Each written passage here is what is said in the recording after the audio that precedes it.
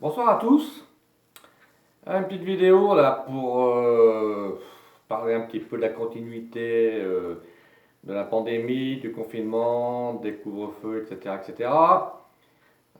Pour vous parler aussi également de certaines associations qui font leur apparition, qui proviennent des États-Unis avec le mouvement Trump quand il y a eu les élections présidentielles dernièrement avec l'invasion du Capitole. Moi, je parlais de ces groupes soi-disant complotistes, QAnon. Voilà. Donc, mouvement créé aux États-Unis et avec un leader qui se trouve en Suisse, qui lui, apparemment, il a été interrogé ce soir là, par TF1, qui apparemment, lui, serait un QAnon pacifique. Voilà. Contrairement à d'autres qui utilisent des langages peut-être en vue de projeter des actions beaucoup plus dures par la suite, comme l'invasion du Capitole aux États-Unis. Donc le gouvernement français commence à se faire dessus, hein, commence à faire de l'huile. Bien évidemment, hein, c'est un peu comme dans les années 80 avec Mitterrand, quand il y a eu des gens qui dérangeaient comme Balavoine, Coluche, Boulin, Bérégovoy, qui n'avaient pas les mêmes idées et qui n'en démordaient pas, et que finalement, comme ils faisaient de l'ombre au gouvernement, ils ont été éliminés, mais ça ne m'enlèvera pas. Hein. Faut pas qu'on me dise qu'il y a eu des suicides. Hein, parce que moi, les suicides, j'y crois pas trop dans ces domaines-là en politique. Moi, je pense plutôt un assassinat politique. Et là, le gouvernement français, avec les groupuscules QAnon, commence à se faire dessus. Hein, parce que j'ai dit, on ne sait pas ce que ça va donner, on ne sait pas jusqu'où ça va aller. Et on a toute la mafia policière, DRG, la DGSE, enfin tout ça, hein, qui sont sur les dents à cause de ça, pour essayer d'endiguer le mouvement. Alors, moi, je ne les connais pas trop, mais je pense que, au vu de tout ce qu'on voit sur les réseaux sociaux, tout confondu, hein, Facebook, Instagram, Twitter, et j'en passe, à mon avis, comme je l'ai toujours dit, hein, dans ces vidéos qui sont diffusées, il y a trois cas de figure. Hein. Il y a un mélange d'un tox, un mélange de fake news et un mélange de réalité. Hein. Ce ne sont pas que de l'intox, ce ne sont pas que des fake news et ce n'est pas que de la réalité. Il y a les trois. Et le problème, comme dit le proverbe en France, hein, quand on gêne, ben, des fois, il n'y a que la vérité y a que la vérité qui blesse. Et évidemment, si certaines thèses complotistes commencent à nuire au gouvernement ou à l'Europe, parce que je pense que ça arrive de se généraliser dans beaucoup de pays. Ça a commencé par les États-Unis, ça arrive tout doucement en France. C'est pas dit que dans d'autres pays, il n'y ait pas ce mouvement qui fasse tache d'huile.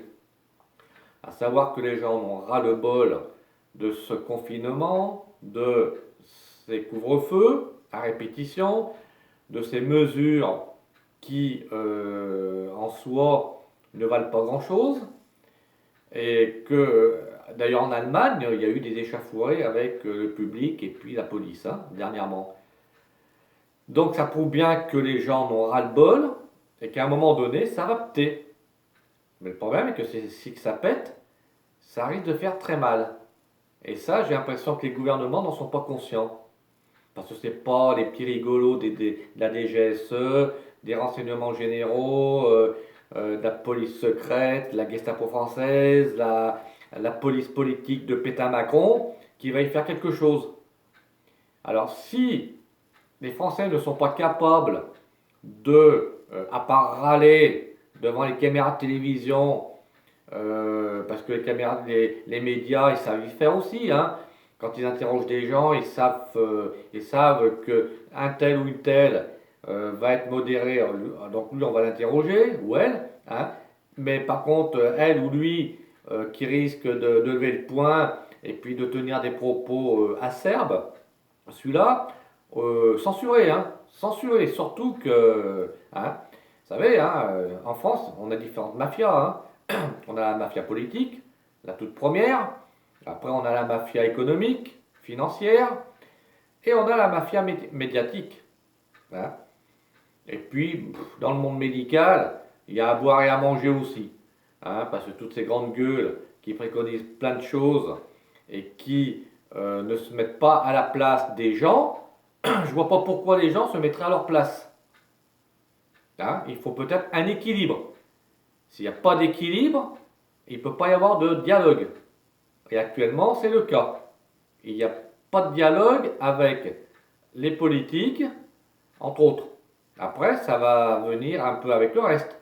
Moi, personnellement, tous ces gens que je viens de citer, je leur jette la pierre. Pas à tous, hein. Enfin, la politique, on n'en parle pas, ils sont tous pareils, hein.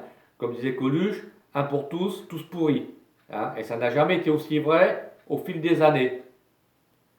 Par contre, au niveau des médias, là aussi, ça ne vaut rien, c'est de la merde. Parce qu'ils racontent ce qu'ils veulent bien raconter, ils font les fanfarons devant les caméras, devant les journaux télévisés. Voilà, hein, donc tous les animateurs télé guignols que l'on voit sur TF1, France 2, France 3, BFM Télé, et j'en passe, tout ça, ce sont des guignols. Ce sont des guignols, ils n'interrogent pas toujours les bonnes personnes. Parce qu'une personne qui va lever le poing, et qui va tenir un discours assez hard, ceux-là, faut surtout pas les interroger, faut surtout pas qu'ils passent à la télé, parce qu'ils vont porter préjudice à la nation. Donc, ça prouve bien que la mafia médiatique, hein, elle a le beau rôle aussi, après, avec la mafia politique. D'ailleurs, je me demande si les deux sont pas liés, hein. Moi, je pose la question, mais je vais donner la réponse. C'est si. Si. Ces deux mafias sont liées, hein. La mafia politique et la mafia économique, et la mafia, pardon, médiatique, sont liés tous les deux. C'est-à-dire que, eh ben, on se demande s'ils se concoctent pas, enfin, ils se machinent pas pour dire, bon, qu'est-ce qu'il faut dire, qu'est-ce que t'en penses, tu crois qu'on peut interroger telle personne, bon, ça a été dit, est-ce qu'on peut le mettre, est-ce qu'on peut le rendre public, voilà quoi. Tout ça, euh, c'est blanc bonnet et bonnet blanc, hein. Donc, je ne suis pas étonné que derrière, les gens ne fassent plus confiance à tous ces individus politiques, évidemment, déjà en premier. Après, les médias. Les médias, pour moi, ça pue la merde. Donc, c'est pas vraiment. Je m'y fie pas trop, hein. Et puis voilà, quoi. Et puis le monde médical, bah, dedans, il y a à boire et à manger, hein. Les gros pontes qui passent plus leur temps, le cul, devant une caméra de télévision ou sur un plateau de télévision pour dire ce qu'ils ont envie de dire, hein, et dénigrer bien évidemment le citoyen lambda, alors que pendant que leurs collègues de bas étage, eux, se démènent pour soigner les gens malades, hein. Encore une fois, je ne le nie pas, il y a un virus, c'est sûr, hein. Mais ma question elle est toujours la même.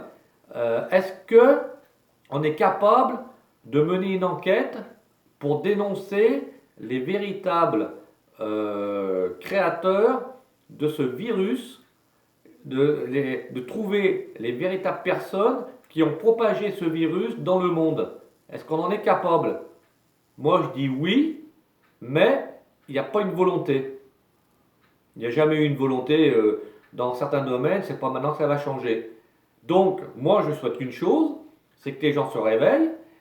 Parce que moi, j'avais une copine, une voisine, pardon, qui est une copine aussi, hein, qui me disait, là, il y a 6, 7 mois, 8 mois en arrière, que en mars 2020, ils avaient déjà prédit ou pronostiqué 7 vagues. Je ne sais pas si vous vous rendez bien compte ce que c'est, cette vague, hein. Moi, j'en avais préconisé 3, on est dedans, hein. Si vous avez regardé mes vidéos précédentes, je préconisais 3 vagues, hein, eh bien on est en plein dedans.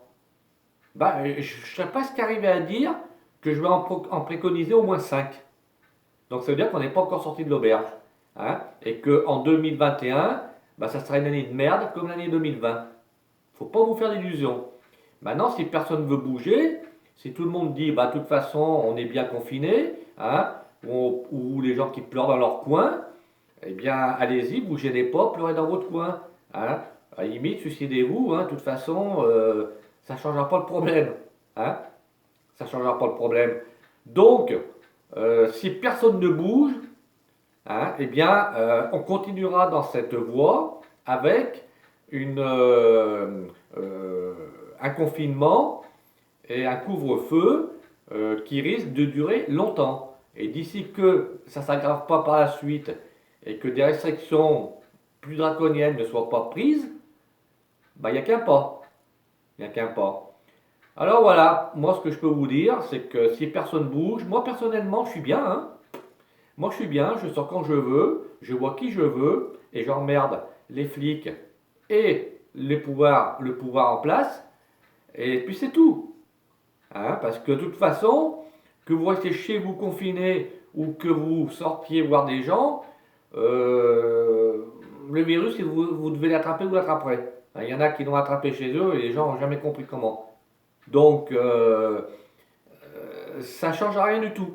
Hein. Alors, avant, on nous disait qu'il faut rester confiné parce que le virus à l'extérieur était virulent. Maintenant, on nous dit qu'il faut sortir parce que le virus, il se trouve à l'intérieur des maisons. Donc, vous voyez bien que si vous êtes assez intelligent pour comprendre que le gouvernement, un coup il dit blanc, un coup il dit noir. Hein. Ils ne savent pas, ils savent pas où ils sont. Ils sont dans le noir. Hein. Ils roulent en voiture, ils n'allument pas les feux. Alors, qu'est-ce que vous voulez qu'ils ne se prennent pas un mur? Faut être con, puis c'est tout, quoi. Donc, moi, je dis aux gens, je vous dis à tous, bougez-vous le cul, prenez des décisions, hein, avant que ça pète. Parce que le jour où ça va péter, bah, évidemment, tout le monde va suivre après derrière. Hein.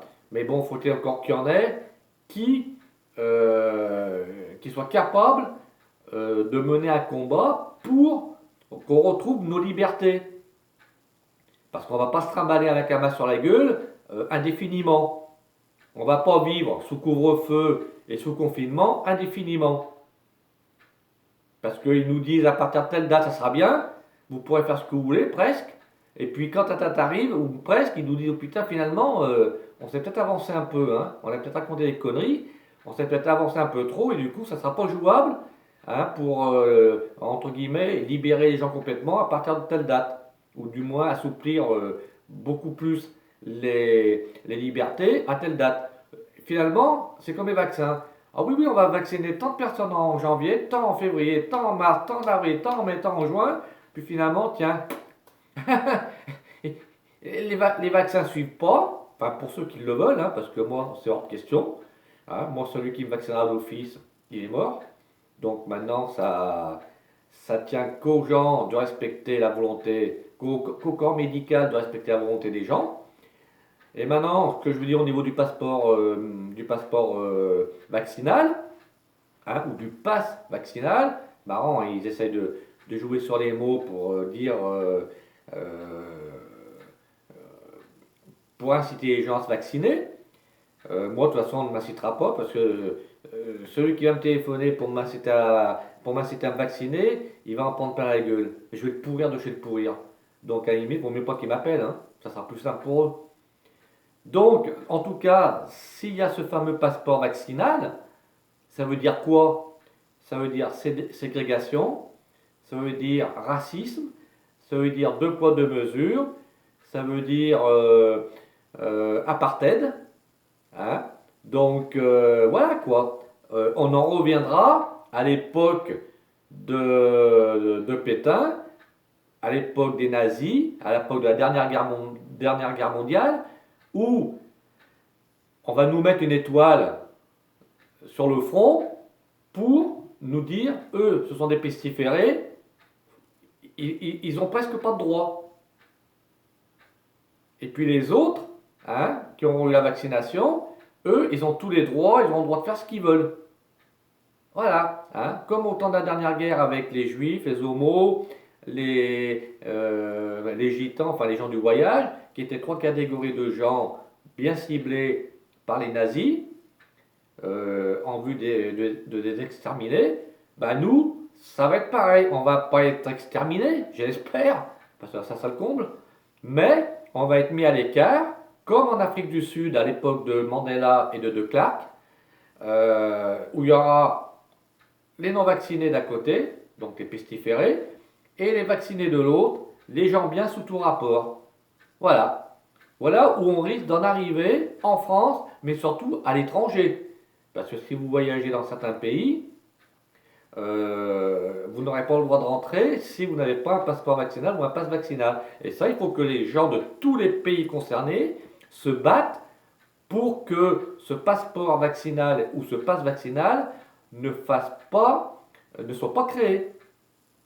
Hein? Moi, personnellement, ça ne va pas me gêner beaucoup. Hein? En France, je ferai ce que je voudrais.